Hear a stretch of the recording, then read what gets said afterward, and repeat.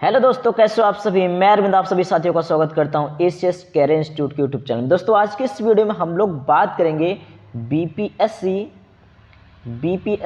TRE 3.0, यानी कि इस वाले वीडियो में हम लोग बात करने वाले हैं बीपीएससी टीआरई 3 के बारे में, जो आपका एग्ज़ाम मार्च में होने वाला है।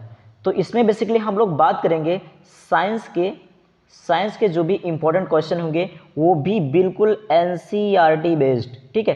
एनसीईआरटी बेस्ड क्वेश्चन होंगे, ठीक है, क्योंकि आप लोगों ने देखा होगा कि उसका जो पैटर्न है वो क्या है, एनसीईआरटी और एससीईआरटी से है। एनसीईआरटी और एससीईआरटी से है। तो इस वीडियो में हम लोग बात करेंगे एनसीईआरटी के पूरे निचोड़ के बारे में बात करेंगे, ठीक है। जो भी आपका 6 to 8, ठीक है, 6 to 8 हो या फिर 6 to मैं बात करूँ 8 to 10th हो, तो कुल मिला के हम बात कर सकते हैं 6 to 10th बेस्ड पे जितने भी आपके साइंस के जितने भी चैप्टर हैं उनकी पूरी निचोड़ के बारे में हम लोग बात कर रहे होंगे, ठीक है। तो चलिए क्लास को स्टार्ट करते हैं, ठीक है।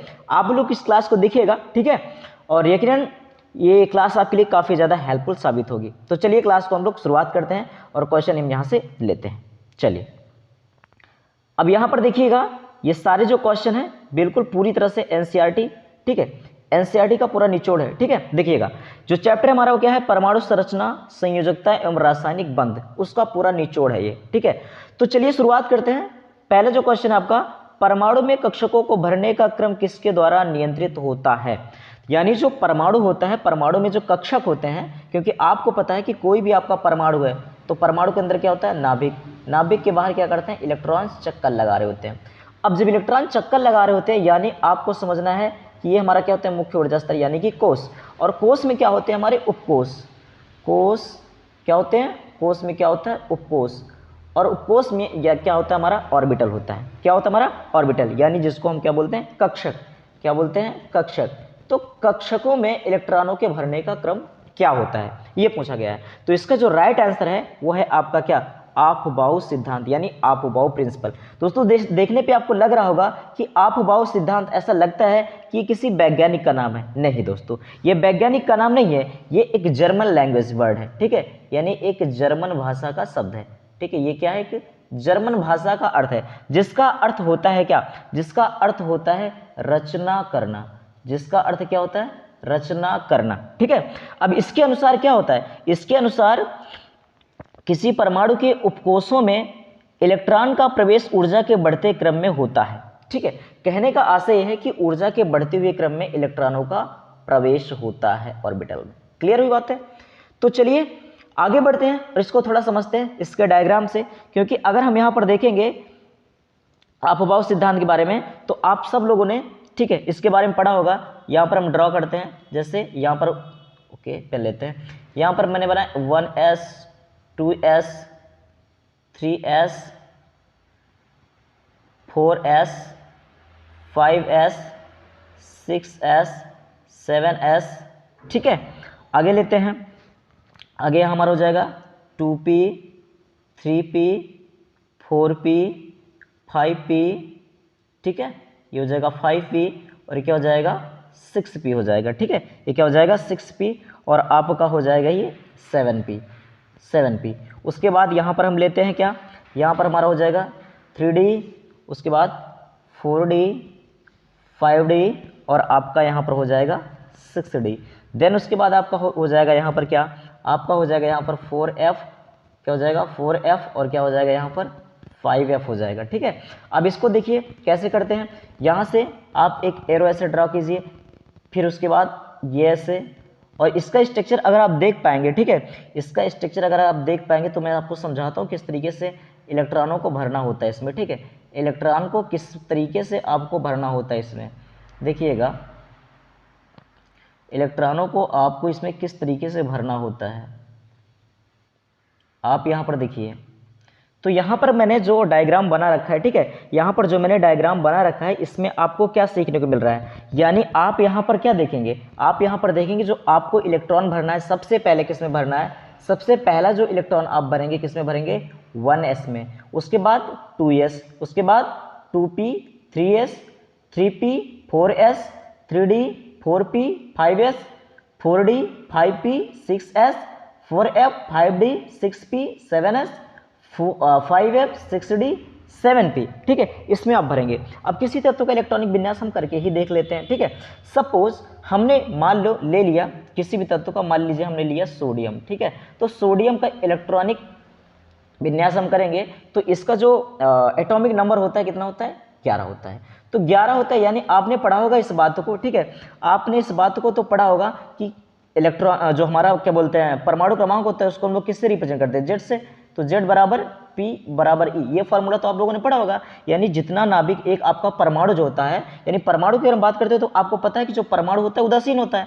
तो जितना परमाणु क्रमांक होता है उतना ही उसमें प्रोटॉन होता है और उतना ही उसमें क्या होता है, इलेक्ट्रॉन होता है। किसमें, परमाणु की मैं बात कर रहा हूँ। तो यहाँ पर जैसे मैंने ले लिया सोडियम, तो सोडियम का परमाणु क्रमांक कितना, 11। तो इसका इलेक्ट्रॉनिक विन्यास करेंगे तो देखिए मैंने क्या बताया, सबसे पहले आपको एस में भरना होगा। लेकिन इससे पहले इन्फॉर्मेशन आपके पास ये होनी चाहिए कि हम एस में, पी में और डी में और एफ में कितने इलेक्ट्रॉन फिल कर सकते हैं। तो देखिए सबसे पहली चीज़ कि एस में आप 2 इलेक्ट्रॉन भर सकते हैं, यानी इसको पढ़ेंगे S2।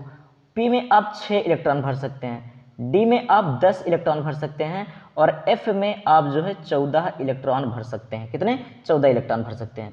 तो यानी चलिए शुरुआत करते हैं। तो सबसे पहले हम 1s में भरेंगे तो क्या हो जाएगा, 1s कितना भर सकते हैं, 2, तो 1s2 हो गया। उसके बाद किस में भरेंगे, 2s, ठीक है, तो आपका हो जाएगा 2s2, कितने इलेक्ट्रॉन भरेंगे, 4। उसके बाद फिर किस में भरेंगे, 2p, ठीक है, किस में भरेंगे 2p, तो आपका हो जाएगा 2p में कितना भर सकते हैं, 6, तो 2p 6, कितने इलेक्ट्रॉन हो गए, 2 2 4 6 10 हो गए। उसके बाद 2p के बाद क्या आएगा, 3s, तो इसमें बढ़ देंगे 3s1, क्या हो जाएगा 3s1। तो इस तरीके से हम इलेक्ट्रॉनिक विन्यास कर पाएंगे किसी भी तत्व का, ठीक है, किसी भी परमाणु का हम इलेक्ट्रॉनिक विन्यास इस तरीके से कर पाएंगे। बशर्ते क्या है, स्ट्रक्चर हमें याद होना चाहिए और उसका एटॉमिक नंबर हमें पता होना चाहिए। इसके बिहाफ पे हम चीज़ों को बहुत ही बेहतरीन ढंग से कर पाएंगे, ठीक है।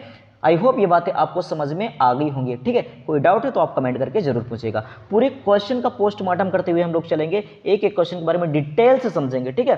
पूरी एनसीईआरटी को खत्म करेंगे हम लोग, ठीक है, और यहाँ से यकीनन आपको हेल्प जरूर मिलेगी, ठीक है। चलिए आगे बढ़ते दोस्तों, अगला क्वेश्चन लेते हैं। अगला क्वेश्चन, वे तत्व जिनकी परमाणु संख्या, देखिए अभी बताया मैंने, यानी परमाणु क्रमांक जिसको बोलते हैं, परमाणु संख्या Z, द्रव्यमान संख्या A भिन्न हो परंतु उनके नाभिक में न्यूट्रॉनों की संख्या समान हो, वे क्या कहलाते हैं, यानी वे कहलाते हैं समन्यूट्रॉनिक। वो क्या कहलाते हैं, समन्यूट्रॉनिक। आगे बढ़ते हैं इसी क्रम में, अब आपको बताते, देखिए क्या बताया हमने कि जिनके नाभिक में, ऐसे परमाणु जिनके नाभिक में क्या होते हैं, क्या समान होते हैं, यानी वे तत्व जिनकी परमाणु संख्या Z, द्रव्यमान संख्या A भिन्न हो, यानी परमाणु क्रमांक और द्रव्यमान संख्या दोनों अलग हो लेकिन उनके नाभिक में न्यूट्रॉनों की संख्या क्या हो, समान हो, न्यूट्रॉनों की संख्या समान हो, क्या कहलाते हैं, समन्यूट्रॉनिक। 2 परमाणु है, दोनों परमाणुओं के नाभिकों में जो न्यूट्रॉनों की संख्या क्या हो, वो समान हो, तो उसको हम क्या बोलेंगे, समन्यूट्रॉनिक बोलेंगे। देखिए सपोज कीजिए एग्जाम्पल के तौर पर हम ले लेते हैं 1H3, क्या ले लेते हैं 1H3, और हमने लिया 2He4, ठीक है, यानी 1H3 क्या है,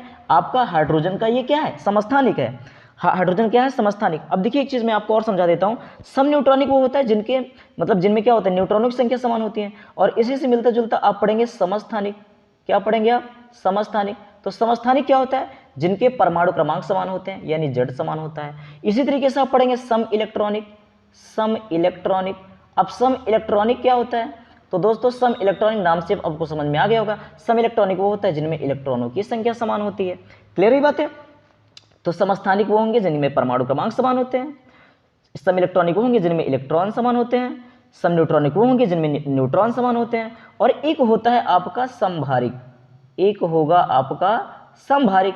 समभारिक आपका वो होता है जिसमें द्रव्यमान संख्या समान होती है, यानी ऐसे परमाणु जिनके क्या होती है, द्रव्यमान संख्या समान होती है, उसको हम क्या बोल रहे होंगे, उसको हम समभारिक बोल रहे होंगे, यानी आइसोबार्स, ठीक है, और इसको आइसोटॉप्स, और इसको आइसोइलेक्ट्रॉन्स, और इसको आइसोटोन्स बोल रहे होते हैं, ठीक है। चलिए अब यहाँ पर एग्जाम्पल देखते हैं।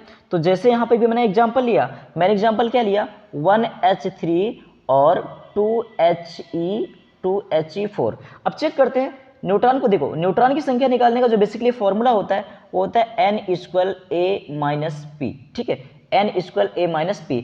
n क्या होता है, न्यूट्रॉन की संख्या, ए क्या होती है, द्रव्यमान संख्या, और पी यानी प्रोटॉन की संख्या, और प्रोटॉन की संख्या जो होती है वो क्या होती है, हमारे परमाणु क्रमांक होता है। तो यानी हमने अभी आपको फॉर्मूला बताया Z बराबर P बराबर E। तो देखिए Z यानी परमाणु क्रमांक होता है हमारा। देखिए किसी भी तत्व को रिप्रेजेंट करने का जो तरीका होता है वो होता है X या Z और A, यानी ये आपका क्या हो जाएगा दोस्तों, ये आपका हो जाएगा तत्व, ये जो मैंने x लिखा है ये आपका हो जाएगा तत्व, और ऊपर वाला हो जाएगा आपका द्रव्यमान संख्या, और नीचे वाला हो जाएगा आपका परमाणु क्रमांक। क्या हो जाएगा, नीचे वाला हो जाएगा परमाणु क्रमांक। तो यानी जो नीचे होता है परमाणु क्रमांक होता है, जो ऊपर होता है द्रव्यमान संख्या होती है, और बीच में तो आपका तत्व होता ही होता है। क्लियर है? चलिए अब आगे बढ़ते हैं, यहाँ सब ध्यान से देखिएगा। अब आगे देखेंगे तो हमने यहाँ पर आपको क्या बताया कि किस तरीके से निकालेंगे। तो इसमें देखिए आपको n बराबर जब निकालना है तो 3 में से आप 1 निकाल दीजिए, कितना बच जाएगा 2। यानी आपका जो ट्राइटियम है इसमें 1s3 में कितने न्यूट्रॉन है 2। और इसमें हम चेक करते हैं, इसमें भी अगर हम निकालते हैं n बराबर तो 4 में से आप 2 निकाल दीजिएगा, कितना बचेगा 2। यानी दोनों में ही आप देख पा रहे हैं, दोनों में आप क्या देख पा रहे हैं, इसमें भी n बराबर 2 है, इसमें भी n बराबर 2 है, यानी दोनों में ही न्यूट्रॉनों की संख्या समान है, इसलिए इनको हम क्या बोल रहे होंगे, सम न्यूट्रॉनिक बोल रहे होंगे। एक और ले लेते हैं एग्जांपल, जैसे हम 6c13 और 7n14 ले रहे हैं। ठीक है, अब यहाँ पर देखिए n बराबर निकालेंगे जब आप, तो 13 में से 6 गया, कितना बचा 7। यहाँ पर आप देखिए n बराबर 14 में से 7 गया, कितना बचा 7, यानी नाइट्रोजन में और कार्बन का जो समस्थानिक है 6c13। ठीक है, 6c13 जिसको हम कार्बन 13 बोलते हैं, इन दोनों में आप देख पा रहे होंगे कि न्यूट्रॉनों की संख्या क्या है, समान है। तो इसका मतलब ये दोनों क्या हो गए, सम न्यूट्रॉनिक। आई होप दोस्तों ये बातें आपको समझ में आ गई होंगी। चलिए आगे बढ़ते हैं। ठीक है, आगे बढ़ते हैं। आगे हम लोग देखेंगे अगला जो क्वेश्चन है आपका, अगला क्वेश्चन है आपका रासायनिक तत्व के परमाणु के संदर्भ में चुंबकीय क्वांटम संख्या का संबंध किससे है। यहां पर लिखा है ओरिएंटेशन यानी कि अभिविन्यास। ये अभिविन्यास क्या होता है, आप समझिए इस बात को। देखिए समझने वाली बात ये है कि जैसे अगर मैं बात करता हूं, ठीक है, अगर मैं बात करूं किसी भी परमाणु की जो क्वांटम संख्या होती है वो क्वांटम संख्या की बात करता हूं, क्वांटम नंबर। ठीक है, जो क्वांटम नंबर की अगर मैं बात करूं, ठीक है, क्वांटम नंबर की अगर मैं बात करूं तो क्वांटम नंबर होती है बेसिकली 4। कितनी होती हैं 4। एक होते ही आपकी, ठीक है, कितने कर दिया मैंने, ओ ठीक है, 1 2 3, एक हो जाएगा 4। पहला होता है हमारा, पहला क्या है, मुख्य क्वांटम संख्या, मुख्य क्वांटम संख्या, मुख्य क्वांटम संख्या। दूसरा होता है हमारा दिगंशी क्वांटम संख्या, दूसरा क्या होता है, दिगंशी क्वांटम संख्या। तीसरा होता है हमारा क्या, चुंबकीय क्वांटम संख्या। तीसरा होता है हमारा चुंबकीय क्वांटम संख्या। और चौथा होता है हमारा चक्रण क्वांटम संख्या।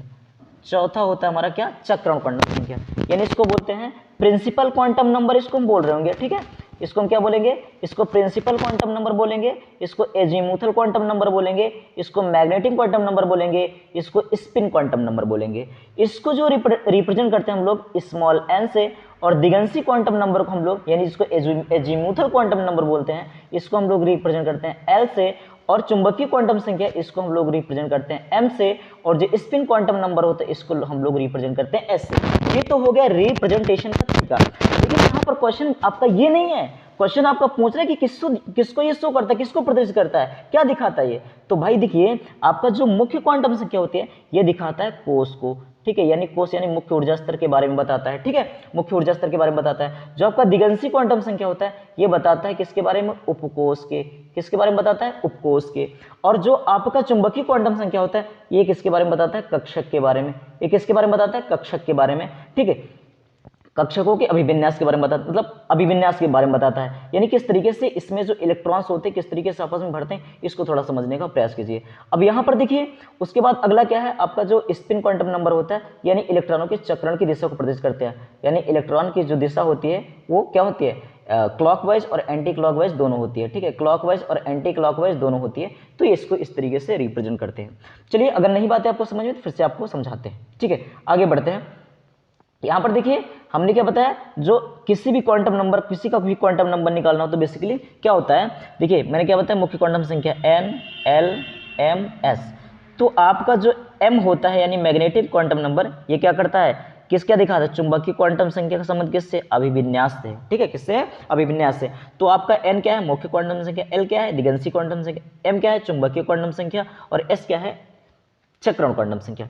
तो जो l का मान होता है वो n के मान पर निर्भर करता है, जो m का मान होता है वो l के मान पर निर्भर करता है, और जो s का मान होता है वो m के मान पर निर्भर करता है। ठीक है, चलिए अगर आप लोग को इस नियम के बारे में डिटेल में जानना है तो आप कमेंट कीजिएगा, ठीक है। इनके नियम को हम प्रॉपर तरीके से, यानी क्वांटम नंबर, एक एक क्वांटम नंबर के बारे में हम आपको डिटेल से समझा देंगे। क्लियर है? आप कमेंट कर दीजिएगा बस, ठीक है। चलिए आगे बढ़ते हैं, आगे बढ़ते हैं दोस्तों। आगे देखेंगे अगला जो आपका क्वेश्चन है, अगला क्वेश्चन आपका क्या कर रहा है, अगला क्वेश्चन कर रहा है परमाणु नाभिक के अवयव, परमाणु नाभिक के अवयव कौन से। बहुत ही इजी क्वेश्चन है, ठीक है। अगर आपने थोड़ा भी साइंस के बारे में पढ़ा तो ये तो आपको पता ही होगा। अब कोई भी परमाणु होता है, परमाणु के अंदर जो नाभिक होता है, ठीक है, परमाणु में जो नाभिक होता है, अब नाभिक में आपका क्या होता है, आप सबको पता है, नाभिक में आपका होता है प्रोटॉन और न्यूट्रॉन, और इलेक्ट्रॉन क्या कर रहे होते हैं, उसके चारों ओर चक्कर लगा रहे होते हैं, ठीक है। नाभिक के चारों क्या कर रहे होते हैं, चक्कर लगा रहे होते हैं। तो इसका राइट आंसर हो जाएगा आपका प्रोटॉन और न्यूट्रॉन हो जाएगा, ठीक है। और यहाँ पर एक हाईलाइटेड पॉइंट यहाँ पर ये ध्यान से देखिएगा इसको, ऐसे परमाणु जिनमें प्रोटॉन या इलेक्ट्रॉन की संख्या समान परंतु न्यूट्रॉनों की संख्या भिन्न रहती है उसे समस्थानिक कहते हैं। कुल मिलाकर यहाँ पर वही बात है जो मैंने आपको समझा दिया कि ऐसे परमाणु जिनमें क्या होता है, प्रोटॉनों की संख्या समान होती है, जिनमें क्या, प्रोटॉन की संख्या समान होती है, उसको हम क्या बोलते हैं, उसको हम बोलते हैं समस्थानिक, यानी कि आइसोटॉप्स। क्या बोलते हैं इसको, आइसोटॉप्स। अब देखिए जो आपका आइसोटॉप्स है ये किससे मिलकर के बना हुआ है, आइसोटॉप्स आपका किससे मिलकर बना, आइसो यानी ये बना है आइसोस, और ये जो बना है आपका ये टॉप्स यानी बना है टोपोस से।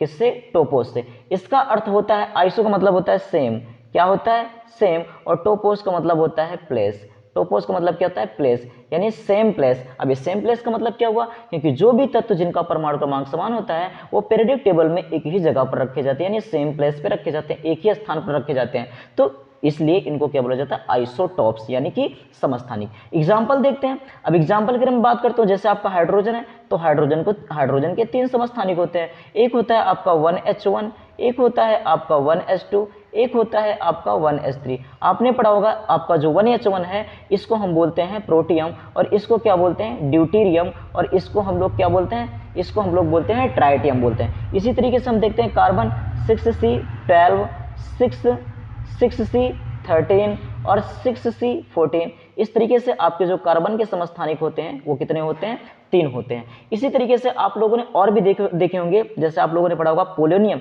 एक ऐसा तत्व जिसके सबसे ज्यादा समस्थानिक होते हैं, सबसे ज्यादा समस्थानिक किसके होते हैं, पोलोनियम के होते हैं। तो आई होप आपको इतनी बातें समझ में आई होंगी।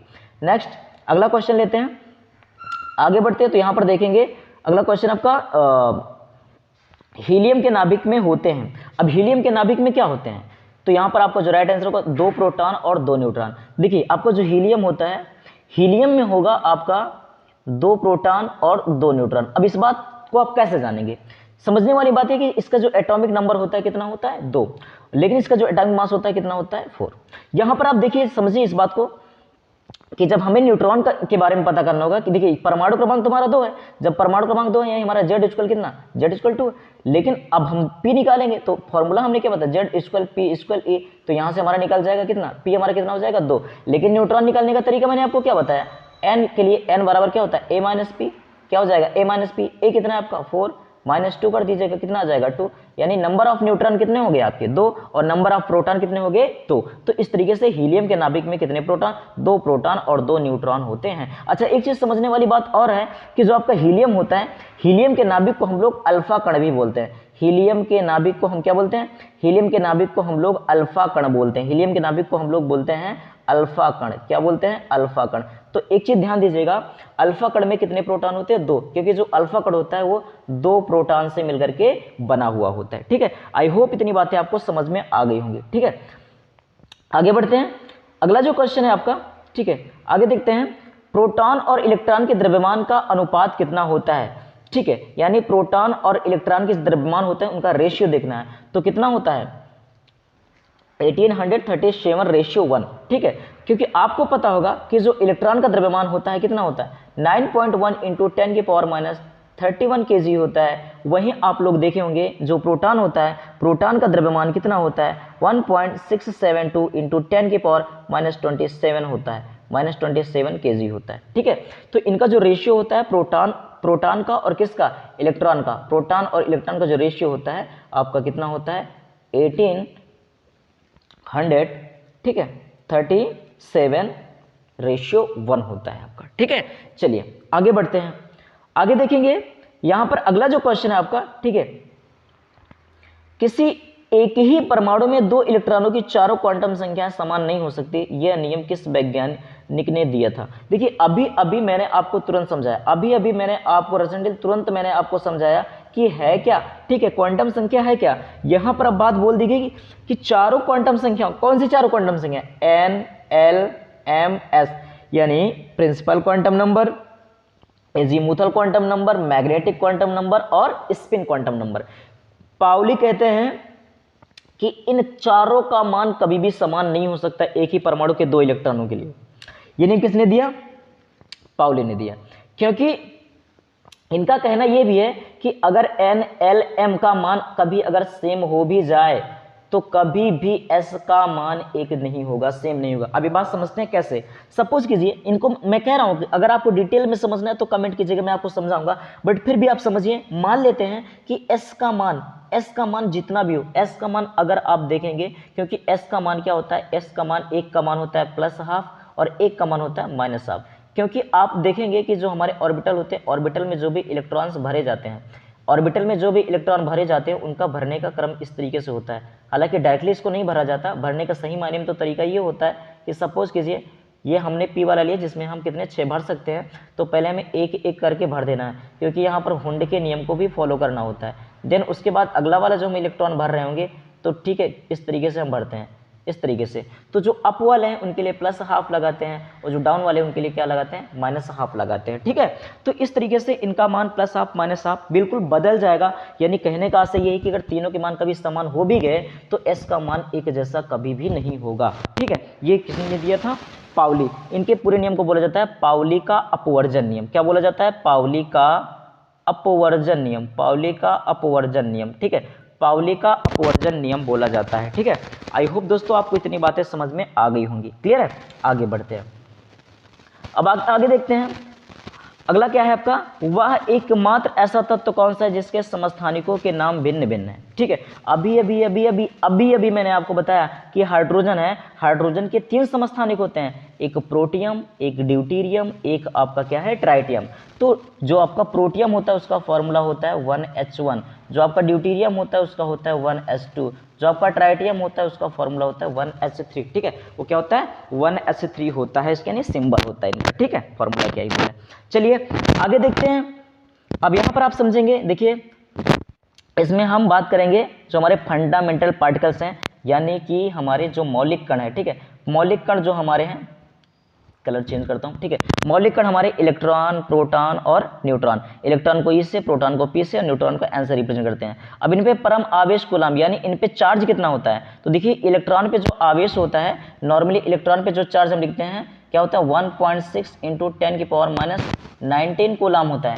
सेम वही अगर हम प्रोटॉन की भी बात करते हैं तो इस पर भी सेम इतना ही चार्ज होता है, बट इनका जो नेचर होता है वो अलग होता है। जो आपका प्रोटॉन होता है वो होता है आपका पॉजिटिव, और जो इलेक्ट्रॉन होता है वो होता है आपका नेगेटिव। बट अगर मैं बात करता हूँ न्यूट्रॉन की, तो न्यूट्रॉन आपका होता है चार्जलेस। न्यूट्रॉन आपका कैसा होता है? चार्जलेस, यानी कि उदासीन, जिसको आप लोग न्यूट्रल भी बोल सकते हो, जिसको आप क्या बोल सकते हैं? न्यूट्रल आप बोल सकते हो, ठीक है। बात करते हैं इनके द्रव्यमान की, तो आप देख रहे हैं अभी मैंने आपको बताया कि जो इलेक्ट्रॉन का द्रव्यमान होता है 9.1 × 10⁻31, और प्रोटॉन का कितना होता है 1.67 × 10 कितना होता है, इंटू 10 की पावर होता है 27। और वहीं न्यूट्रॉन की बात करते हैं तो 1.6 × 10⁻⁻27 होता है। अब देखिए बात करते हैं खोजकर्ता के बारे में, ठीक है। ये चीज़ आपके लिए इतनी जरूरी नहीं है, ठीक है। यहाँ पर बात करते हैं, यहाँ पर अगर हम बात करते हैं खोजकर्ता के बारे में, तो इलेक्ट्रॉन की खोज जे थॉमसन ने की, और प्रोटॉन की रदरफोर्ड ने, और न्यूट्रॉन की किसने की? जेम्स चैडविक ने की। किसने की? जेम्स चैडविक ने किया था, जेम्स चैडविक ने किया था, ठीक है। चलिए दोस्तों, जिसको आप लोग टिक से याद करते हो, ईटा पढ़ना से, जो भी है ना, बहुत पढ़ के थक गए होंगे टिक आप। तो आई होप दोस्तों आपको ये क्लास हेल्पफुल जरूर लगेगी, ठीक है। देखिए क्वेश्चन तो थोड़े ही थे, लेकिन मैंने जो डिटेल में आपको एक्सप्लेनेशन दिया वो बड़े काम के आपके लिए, ठीक है। तो दोस्तों ये क्लास कैसी लगी आप लोग कमेंट करके जरूर बताइएगा। तो बीपीएससी TRE 3.0 के लिए हम लोग क्लास को किस तरीके से और कंटिन्यू कर सकते हैं, क्या क्या किस टॉपिक के आपको वीडियो चाहिए, आप लोग कमेंट करके बता सकते हैं, ठीक है। और हाँ, इतना तो मैं आपको कह रहा हूँ कि फिजिक्स, ठीक है, यानी कुल मिला के मैं साइंस वाला पोर्शन देख लूँगा, ठीक है, फिजिक्स, केमिस्ट्री और आपका जो बायोलॉजी, ठीक है, ये जो आपके साइंस के 3 हिस्से हैं, 3 पार्ट हैं, इनको बेहतरीन ढंग से हम लोग कर रहे होंगे, ठीक है। और देखिएगा आपको हेल्प मिलेगी इससे, ठीक है। तो चलो दोस्तों, कैसी लगी क्लास कमेंट करके जरूर बताइएगा। मिलते हैं फिर नेक्स्ट वीडियो में, तब तक के लिए bye bye, take care, thank you, love you all.